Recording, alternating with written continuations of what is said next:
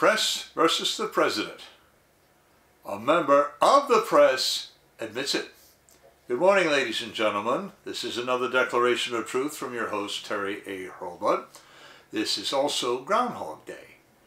But this will release before Punxsutawney Phil tells us whether we'll get an early spring or 6 more weeks of winter. My money is on the early spring, but we'll see what Phil and his shadow have to say. Lay that aside. Let's talk about something important. My best Alec Baldwin imitation. Michael Shellenberger of Twitter Files fame has been busy lately, and not merely with the disgusting spectacle of pre-Musk Twitter. His latest thread, begun on January 31st, 2023, extolled and excerpted a damning series in the Columbia Journalism Review. That series, The Press versus the President, discussed the love-hate relationship between the legacy press and President Donald J. Trump. It comes from a veteran journalist and expresses his disgust at what the legacy media has made of itself. But that disgust is a little late, actually. Stick with me to the end of this video because I'm going to tell you why it's late. In point of fact, this sort of thing has been going on for 50 years. I know it, and I'll be ready to share.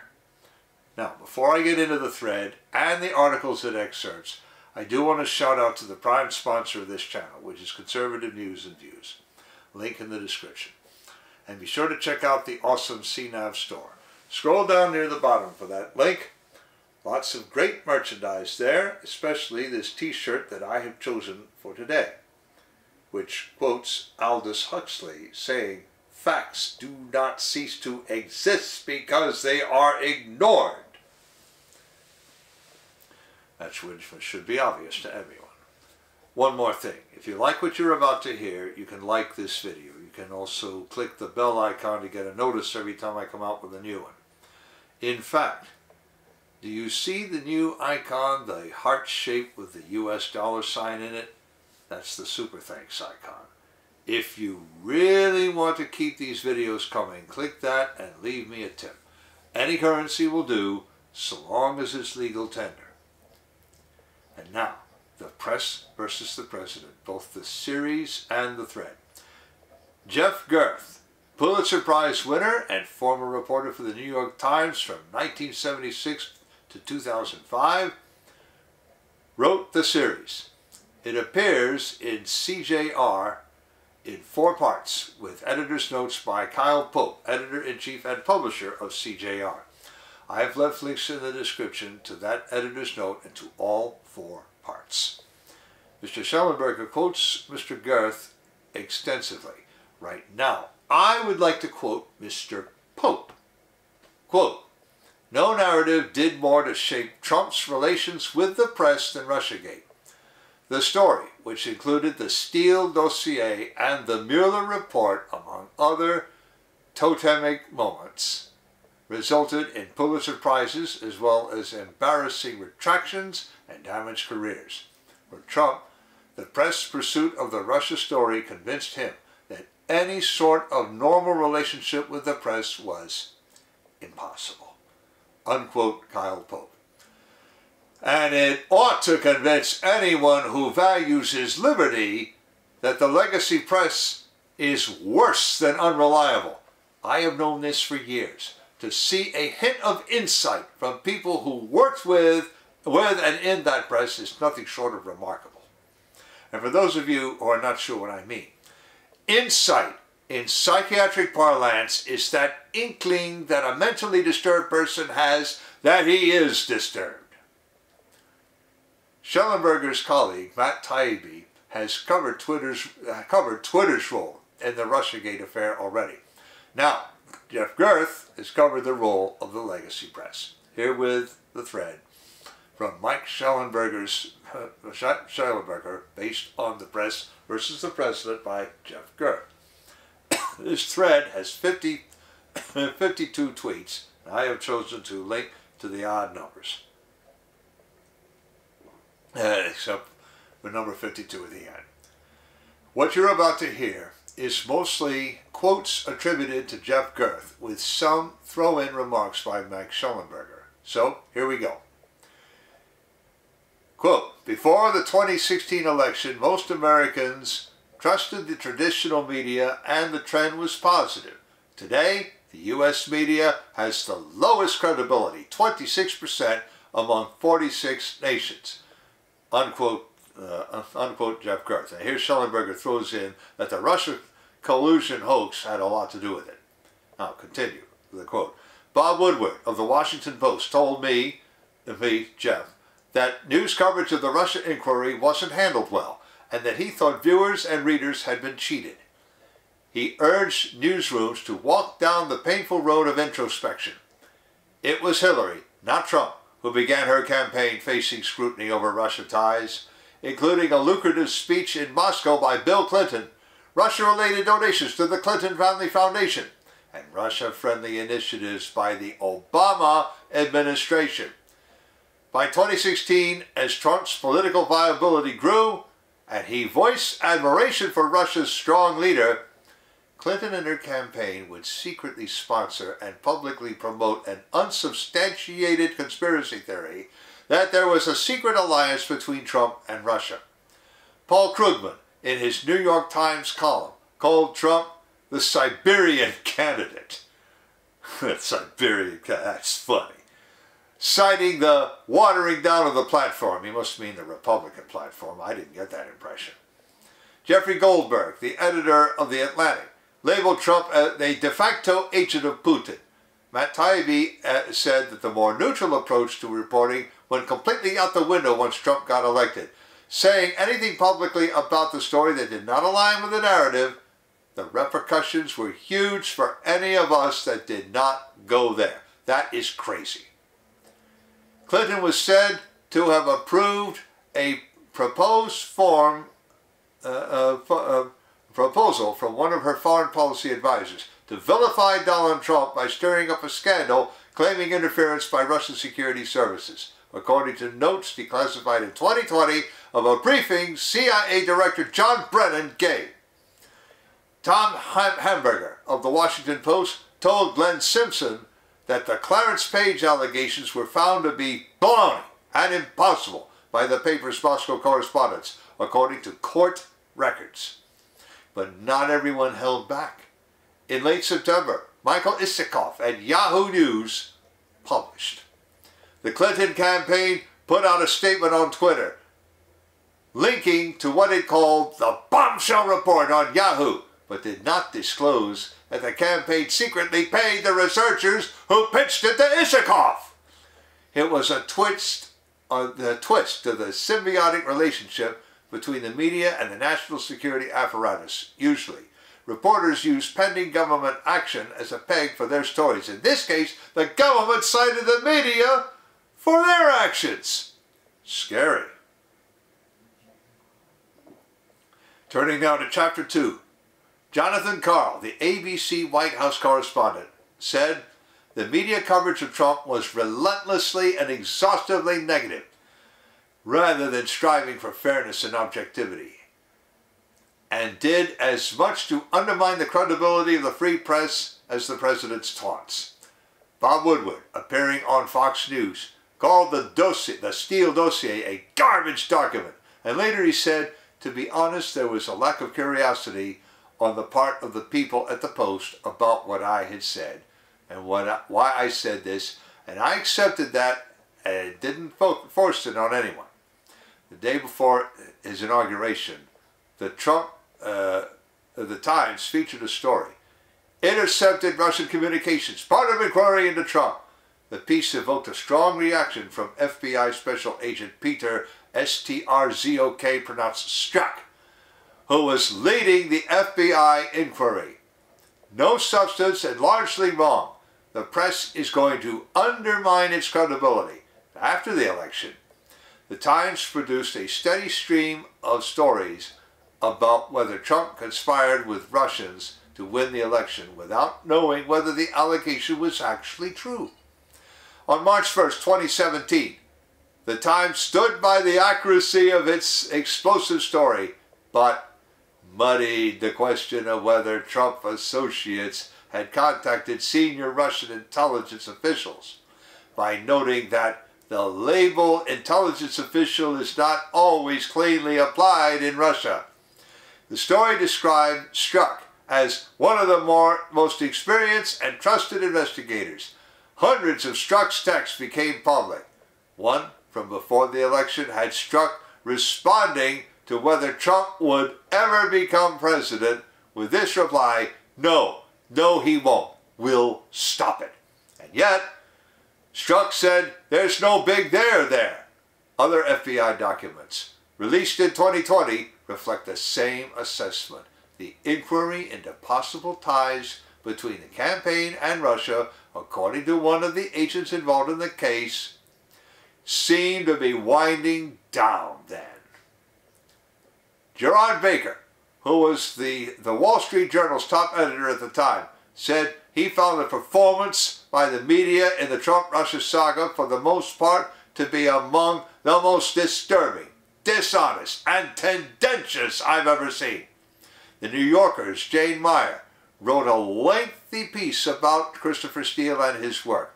Then she went on Rachel Maddow's show on MSNBC to note how the dossier was looking better and better every day, more and more credible. In November 2021, Trump threatened to sue the Pulitzer Board after the indictment of the dossier's main collector. In short order, the Post retracted a significant section of the article about the dossier. But the Russia collusion hoax worked. A YouGov Economist poll found that 2/3 of Democrats were definitely or somewhat sure that Russia tampered with the vote, with vote tallies in order to get Donald Trump elected, despite the U.S. intelligence community's assessment in January 2017 that it couldn't measure the impact that Russian activities had on the outcome of the 2016 election.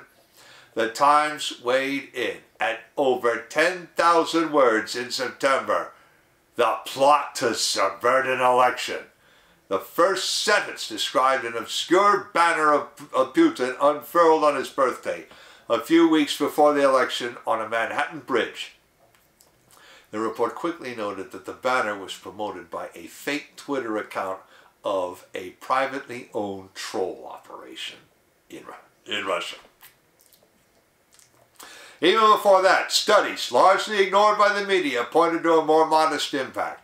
But many voters believed Russian meddling had a big impact on those results, and the mainstream narrative in journalism was that it had. Let's take a break here because I want to shout out to a sponsor who can really help you through the economic storms to come. That sponsor, oursilverlines.com. Do you feel like you're working harder for your money just to get by? You are not alone. The fluctuating economy, employment issues, and unexpected changes in life have left many families struggling over the last few years. Collecting gold and silver can help shield you against many of these challenges. But if you're like me many years ago, you don't know where or how to start. Our Silver Alliance helps by connecting you with thousands of members who are learning the secrets to creating and protecting true wealth by collecting precious metals. Now, whether you just want to collect rare and unique coins or take advantage of the business opportunities this company provides, either way, they can help you learn to live an exceptional life. Visit oursilverlines.com to learn how you can build a legacy for your future.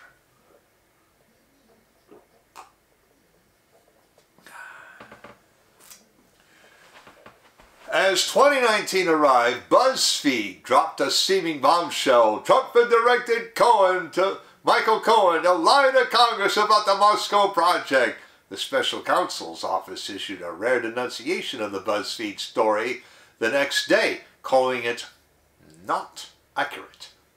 When the original story was posted and then denounced, Glenn Greenwald pointed out that all the errors went in the same direction, exaggerating the grave threat posed by Moscow and the Trump circle's connection to it.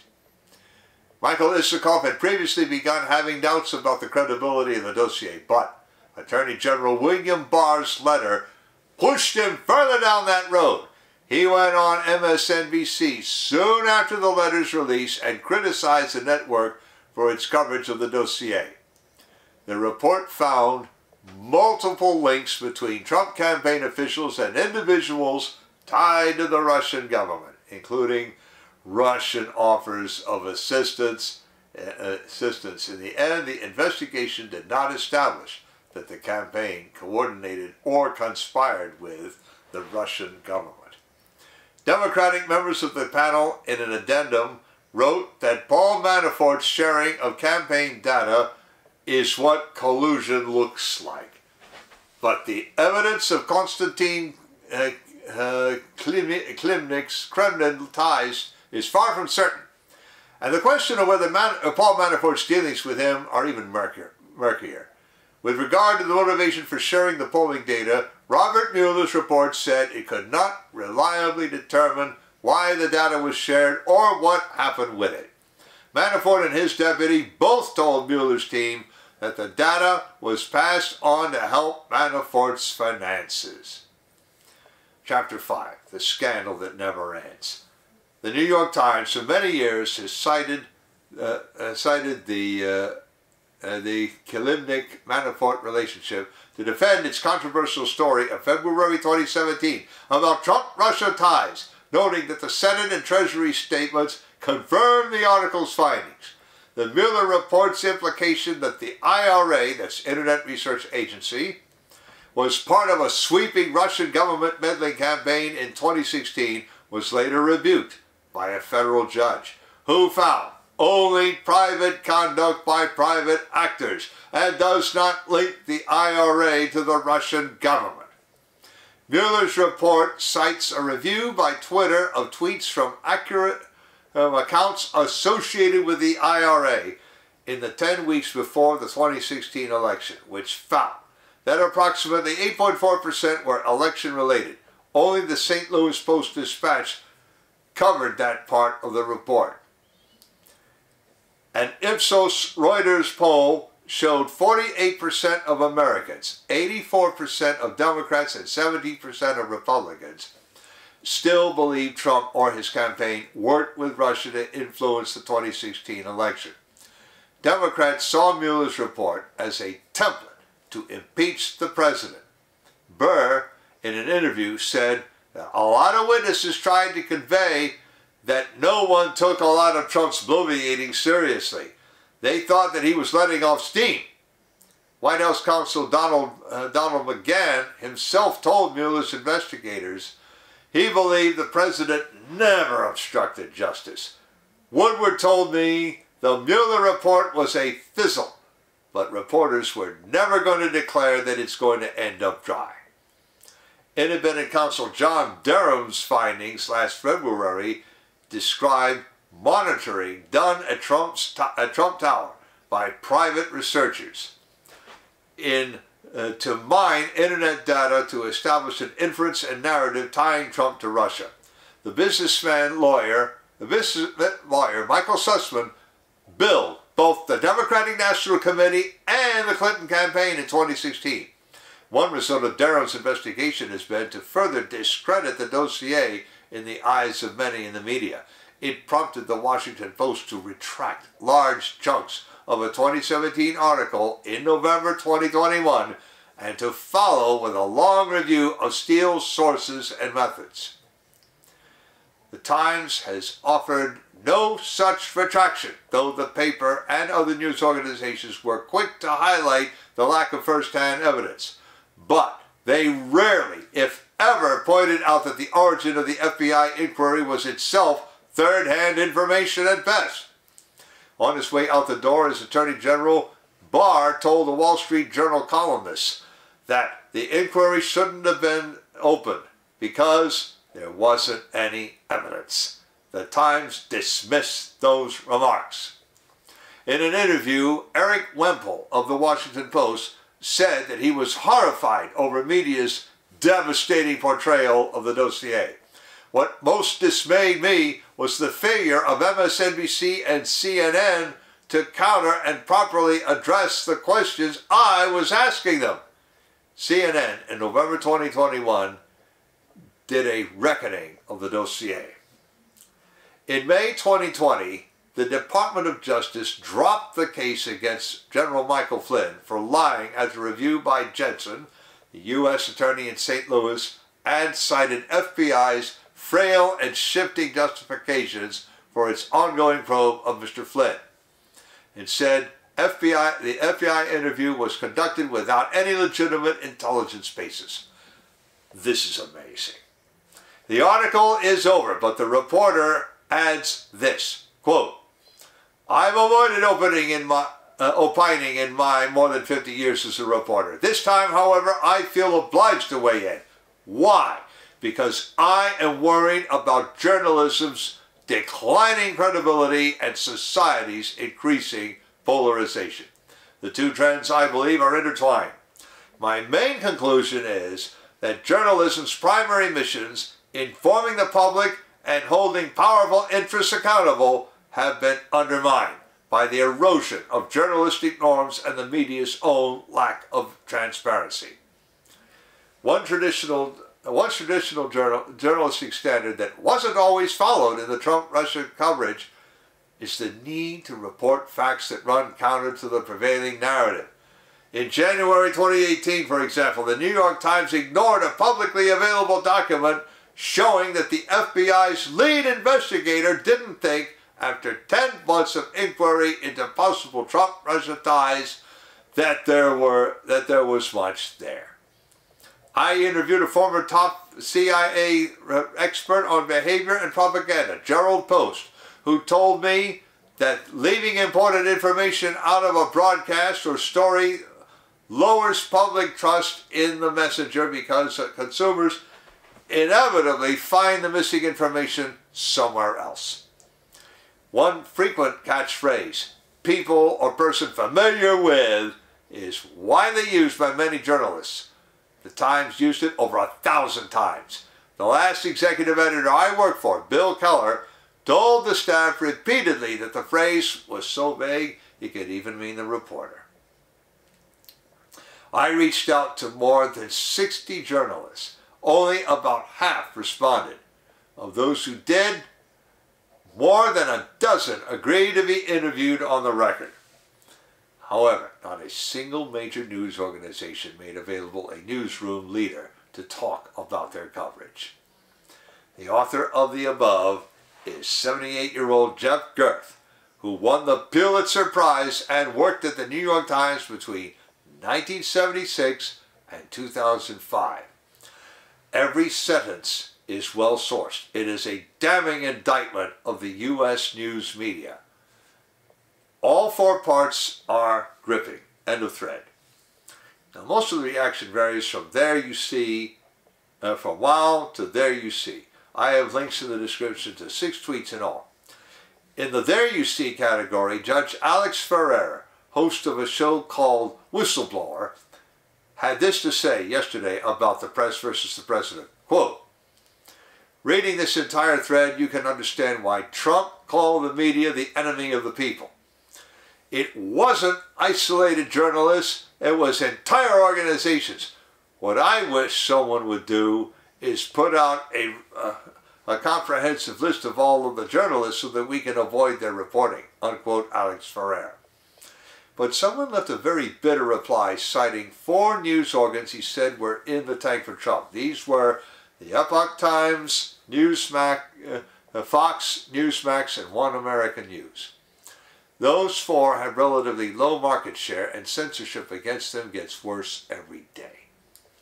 Another user cited a term the press used to describe themselves that I heard often. The word is resistance. These Godwinian denizens of the press used a metaphor that I'm sure needs no description. Just follow the link. But shortly after Mr. Shellenberger furnished his thread, one user pointed this out. Quote, they believed it was their mission to push their worldview, and as a result, truth and facts were secondary to pushing their agenda. Close quote. And may I say that I have known this for a very long time. Sadly, this thread shows that some people will always believe what they want to believe. Here's a prize example, though of course maybe he's being sarcastic. He spoke of Russia ties that he says Trump had and suggested that the legacy media and intelligence community would have been guilty of malpractice not to investigate Trump. Someone else promptly pointed out that these so-called investigations through all journalistic standards, what standards? I'd forgotten anyone had, to the winds. But a third person insisted that Trump was doing very suspicious stuff. Well, as I said, some people will believe what they want to believe. And now, I'm going to tell everybody off myself. I lost my trust in the legacy press and radio and television while watching two seminal events. First came the Watergate affair, in which the press implied that all who had any property to guard from the sticky fingers of government were just as guilty as were Richard M. Nixon and his team. Then came American defeat in Vietnam. We now know positively that Walter Cronkite, anchorman and managing editor of the CBS Evening News, literally mischaracterized American victory in the Tet Offensive as an American defeat. Then I had to watch the legacy media prop up President James Earl Carter Jr. for 4 long years. This applied to the New York Times 9 months out of the year and to Walter Cronkite in the summertime. Now, why the dichotomy? Because I was going to Yale College at the time, and back then the only TV we got was over the air, and it was snowy, striped, faded, motorboaty, and even haunted by the double images called ghosts that happened when the signal bounced around several buildings and therefore got to your antenna at different times. Only one channel was immune to that, and I'm not going to tell you what that is. It's just that it was not my favorite channel. Those were the days. The election of Ronald Reagan turned into the press versus the president for 8 years. The CEO of Google would, I'm sure, have said this to an all-hands meeting of CBS or NBC or ABC, that, quote, "Many people apparently don't share the values that we have," close quote. Accordingly, I coined the term fish wrap access for the legacy media. The American Spectator used that metaphor themselves. All that to say that the legacy media destroyed their credibility decades ago. If Gerth didn't notice it before, that made him a frog in a stew pot. If he climbed out of it in 2005 and looked at the boiling water 18 years later, well, that explains his shock. He's correct, but he should have noticed it much earlier. It now remains for us to find and build alternative media. Links to the description of the article, to the Press versus the President series and editor's note, to the thread, to the 6 tweets in reaction, to my Declarations of Truth Twitter account, and to Conservative News and Views. I've also left links to the awesome CNAV Store and to oursilverlines.com, as I also mentioned. You know already about how to like a video, turn on notifications, and leave a tip. On the end screen, I'm going to leave a subscribe link to my channel and links to the Twitter Files thread, my State Actors video, and the Google Leaks video. This is Terry A. Hurlbut delivering another Declaration of Truth and reminding you to let the truth set you free.